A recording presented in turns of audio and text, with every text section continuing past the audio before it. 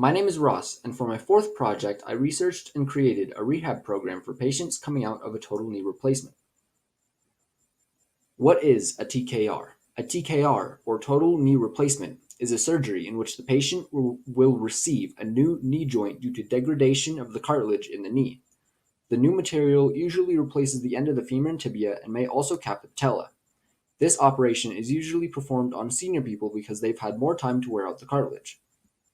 Knee type restrictions. There are many different types of knees a patient can receive. There are knees where the patient keeps their own ACL and PCL, knees where the ACL and PCL are artificial metal rods, and all the combinations in between. The only restrictions for this program is for the knees where the patient keeps their own ACL, PCL, or both. I talked with Angie Haganoff for some extra information about the rehab program. Angie is a PT working at Barton who has already had both of her knees done. Her knees came with artificial cruciate ligaments. These are pictures of her knees.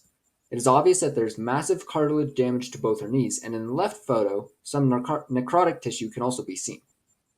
For the first 6 weeks after surgery, the patient must not do any impact, weighted, running, or twisting exercises.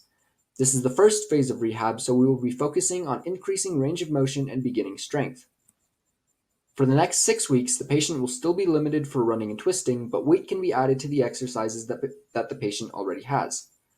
Balance and bilateral hops can also be started during this time. The next 3 months include starting dynamic balance, single leg strength, and an increase in plyometrics. These workouts can be increased in intensity once a week or to tolerance. At the 6-month mark, the patient may start running, but with a 2-mile max. Functional and sport-specific exercises can now be started. The patient should also increase general activity.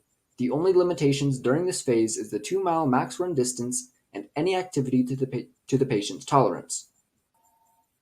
You may have noticed asterisks on some of the guidelines. If the patient has one of the knees mentioned earlier that use the patient's own cruciates, they must not do exercises with bands below the knee, as this may slide the tibia and stress the already inflamed cruciates. Thanks for watching.